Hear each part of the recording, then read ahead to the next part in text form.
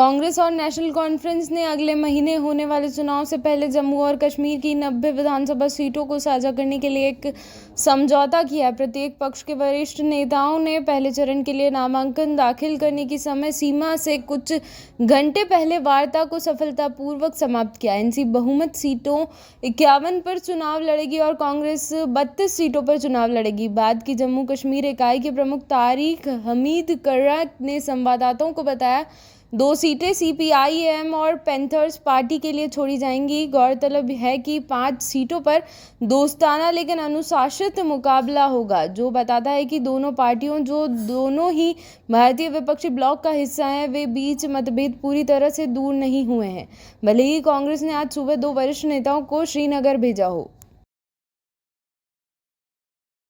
केंद्रीय जांच ब्यूरो ने आरजीकर मेडिकल कॉलेज और अस्पताल के पूर्व प्रिंसिपल संदीप घोष का नाम एफआईआर में दर्ज किया है। एजेंसी ने उनके कार्यकाल के दौरान संस्थान में कथित वित्तीय अनियमितताओं की जांच के सिलसिले में एफआईआर दर्ज की है।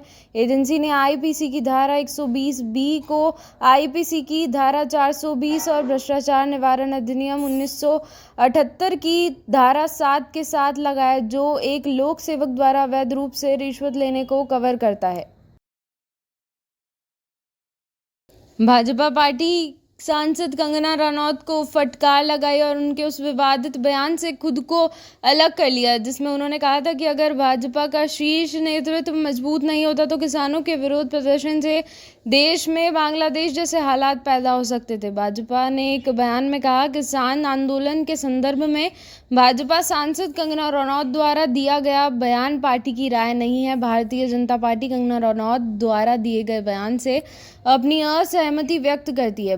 पार्टी ने कहा, कंगना रनौत को पार्टी की नीति पर बयान देने की न तो अनुमति है और न ही उन्हें ऐसा करने का अधिकार है। उन्हें भविष्य में ऐसा बयान न देने का निर्देश दिया गया है। ट्विटर पर साझा किया गया एक वीडियो में मंडी की सांसद कंगना रनौत ने आरोप लगाया था कि अब निरस्त हो चुके 3 कृषि कानूनों के खिलाफ किसानों के विरोध के दौरान लाशें लटक रही थी और बलात्कार हो रहे थे। उन्होंने कहा, बांग्लादेश की इस तरह सब के पीछे एक लंबी योजना थी। किसानों ने भी कभी नहीं सोचा था कि सरकार द्वारा उनकी मदद के लिए पेश किए गए 3 बिल वापस लिए जाएंगे, लेकिन वे अभी भी वहीं बैठे हैं। भाजपा सांसद ने यह भी दावा किया कि देश को बर्बाद करने की इस साजिश में चीन, अमेरिका और अन्य विदेशी शक्तियां अंदरूनी लोगों की मदद में शामिल हैं। जम्मू कश्मीर के पूर्व उप मुख्यमंत्री निर्मल सिंह और कविंदर गुप्ता का नाम भारतीय जनता पार्टी की चुनावी सूची से गायब होने से सोमवार को उनके समर्थकों में खलबली मच गई, जिसके चलते नेतृत्व के 2 संशोधित सूचियां जारी करनी पड़ी। 44 उम्मीदवारों वाली वापस ली गई सूची में जम्मू कश्मीर भाजपा प्रमुख रविंदर रैना का नाम भी नहीं था। पहले चरण के लिए जहां 15 उम्मीदवारों के नाम थे, वहीं दूसरे और तीसरे चरण के लिए 10 और 19 उम्मीदवारों के नाम थे। नाराज भाजपा कार्यकर्ताओं ने कई सीटों पर दल बदलुओं को मैदान में उतरने और पार्टी में वर्षों बिताने वाले के दावों की अनदेखी करने के पीछे के तर्क पर सवाल उठाए, जिसके बाद पार्टी ने पहले चरण के चुनाव के लिए 15 उम्मीदवारों की संशोधित सूची जारी की, जिसमें कश्मीर घाटी में 16 और जम्मू में 8 विधानसभा क्षेत्र शामिल हैं। कश्मीर घाटी में 16 और जम्मू में 8 विधानसभा क्षेत्र। दूसरी संशोधित सूची में सिर्फ एक नाम था। कोकरनाग से चौधरी रोशन हुसैन गुजर और कुल मिलाकर 8 मुस्लिम उम्मीदवार और एक महिला है। पिछले 2 दिनों से हो रही भारी बारिश के कारण गुजरात से कई इलाकों में बाढ़ आ गई है, जिसमें सैकड़ों लोगों को सुरक्षित स्थानों पर जाना पड़ा है। नवसारी में विशेष रूप से भयंकर बाढ़ आई है, जिसके कारण आईएमडी ने जिले के लिए रेड अलर्ट जारी किया है। गुजरात के मुख्यमंत्री भूपेंद्र पटेल ने अधिकारियों को निचले इलाके से लोगों को निकालकर सुरक्षित स्थानों पर पहुंचाने का निर्देश दिया है। उनके कार्यकाल ने कहा कि भारी बारिश से सबसे ज़्यादा प्रभावित जिले में दक्षिण गुजरात के वलसाड़, तापी, नवसारी, सूरत, नर्मदा और पंचमहल शामिल है। पश्चिम बंगाल की मुख्यमंत्री ममता बनर्जी द्वारा पूरे भारत में बलात्कार की घटनाओं को उजागर करने के बाद केंद्र ने तीखी प्रतिक्रिया देते हुए कहा कि बलात्कार और बाल शोषण के मामलों की सुनवाई के लिए बंगाल को 123 फास्ट ट्रैक कोर्ट आवंटित किए गए हैं, लेकिन उनमें से कई अभी तक काम नहीं कर रहे हैं। कोलकाता के आरजी मेडिकल कॉलेज और अस्पताल में 31 वर्षीय डॉक्टर के साथ बलात्कार और हत्या के बाद आलोचनाओं का सामना कर रही ममता बनर्जी ने पिछले सप्ताह प्रधानमंत्री नरेंद्र मोदी को एक पत्र लिखकर बलात्कारियों को दंडित करने के लिए एक सख्त केंद्रीय कानून की मांग की थी। तृणमूल सुप्रीमो ने अपने पत्र में इस बात पर प्रकाश डाला कि उपलब्ध आंकड़ों के अनुसार देश में प्रतिदिन 90 बलात्कार के मामले होते हैं और कई मामलों में पीड़ितों की हत्या कर दी जाती है।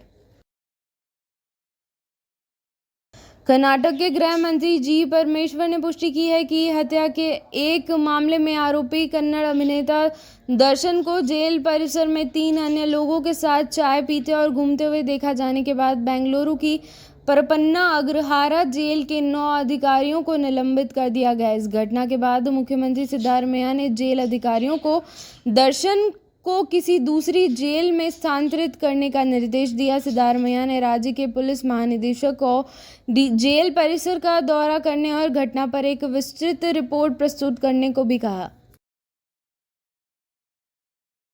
पाकिस्तान के अशांत बलूचिस्तान प्रांत में बंदूकधारियों द्वारा किए गए 2 अलग अलग हमलों में कम से कम 31 लोग मारे गए हैं। पाकिस्तानी दैनिक डॉन की एक रिपोर्ट में कहा गया है कि पाकिस्तान के बलूचिस्तान में 23 लोगों की हत्या कर दी गई जब बंदूकधारियों ने उन्हें बस से उतार दिया और उनकी पहचान की जांच करने के बाद उन्हें गोली मार दी। सहायक आयुक्त मुसाखेल नजीब काकर के अनुसार हमलावरों ने मुसाखेल के रामशान जिले में अंतर प्रांतीय राजमार्ग को अवरुद्ध कर दिया और कई बसों से यात्रियों को उतार दिया। डॉन ने काकर के हवाले से कहा, पंजाब से आने जाने वाले वाहनों की जांच की गई और पंजाब के लोगों की पहचान की गई और उन्हें गोली मार दी गई। उन्होंने कहा कि मारे गए लोगों में से 3 बलूचिस्तान के थे जबकि बाकी पंजाब प्रांत के थे। राजस्थान के भिलवाड़ा में एक मंदिर के परिसर में कथित तौर पर गाय की पूंछ मिलने के बाद तनाव बढ़ने के एक दिन बाद सोमवार को प्रदर्शनकारी बाजार में जमा हो गए और दुकानों को बंद करने पर मजबूर कर दिया। भवानी नगर इलाके में रविवार को हुई घटना के बाद मौके पर भीड़ जमा हो गई और जिम्मेदार लोगों के खिलाफ कार्यवाही की मांग की गई। इसके बाद पुलिस ने शहर में मार्च निकाला और लोगों से शांति बनाए रखने की अपील की। अतिरिक्त जिला मजिस्ट्रेट वंदना खोरवाल ने संवाददाताओं से कहा, हमने स्थिति को संभालने की कोशिश की लेकिन युवाओं में इतना गुस्सा था कि उन्होंने पत्थरबाजी शुरू कर दी। हम उन लोगों के खिलाफ कार्यवाही करेंगे जो शहर में समस्या पैदा करने की कोशिश कर रहे हैं। हमने पत्थरबाजी करने वाले लोगों के वाहन जब्त कर लिए हैं। हम स्थिति को सामान्य करने और बाजार को बंद नहीं होने देने की कोशिश कर रहे हैं। सोमवार को शहर के आसपास के सभी संवेदनशील इलाकों में पुलिस कर्मियों को तैनात किया गया था, खासकर तब जब सुबह एक व्हाट्सएप संदेश लोगों को एक जगह इकट्ठा होने के लिए कह रहा था। सुबह 11 बजे से बड़ी संख्या में लोगों ने नारेबाजी शुरू कर दी और स्थिति तनावपूर्ण हो गई। भीड़ को नियंत्रित करने के लिए पुलिस को लाठीचार्ज भी करना पड़ा। पीएम मोदी ने ट्वीट किया, हमने यूक्रेन की स्थिति सहित विभिन्न क्षेत्रीय और वैश्विक मुद्दों पर विस्तृत विचार विमर्श किया। मैंने शांति और स्थिरता की शीघ्र वापसी के लिए भारत के पूर्ण समर्थन को दोहराया। हमने बांग्लादेश की स्थिति पर भी चर्चा की और सामान्य स्थिति की शीघ्र बहाली तथा बांग्लादेश में अल्पसंख्यकों विशेषकर हिंदुओं की सुरक्षा सुनिश्चित करने की आवश्यकता पर जोर दिया। प्रधानमंत्री नरेंद्र मोदी ने अमेरिकी राष्ट्रपति जो बाइडेन से फोन पर बात की। फरक्का बैराज के बारे में मीडिया से प्रश्नों के उत्तर में सरकारी प्रवक्ता रणधीर जायसवाल ने कहा, हमने फरक्का बैराज के गेट खोलने के बारे में मीडिया रिपोर्ट देखी है जिसमें नदी के नीचे की ओर 11 लाख क्यूसेक से अधिक पानी अपने प्राकृतिक मार्ग से गंगा नदी में प्रवाहित हो सकेगा। यह एक सामान्य मौसमी घटनाक्रम है जो गंगा नदी बेसिन के जल ग्रहण क्षेत्रों में भारी वर्षा से बढ़े हुए जल प्रवाह के कारण होता है। असम के सीएम हिमंत बिस्वा शर्मा ने ट्वीट किया, हम असम के राज्यसभा के लिए निर्विरोध चुने जाने पर भाजपा असम के उम्मीदवारों मिशन रंजन दास और रामेश्वरी तेली को बधाई। उनकी उम्मीदवारी को मिलने स्पष्ट समर्थन के लिए हमारे विधायकों और मूल्यवान एनडीए सहयोगियों का मैं आभार व्यक्त करता हूं। मुझे विश्वास है कि दोनों वरिष्ठ नेता उच्च सदन में नए जोश के साथ जनजाति समुदाय और बराक घाटी की आकांक्षाओं को प्रतिनिधित्व करेंगे।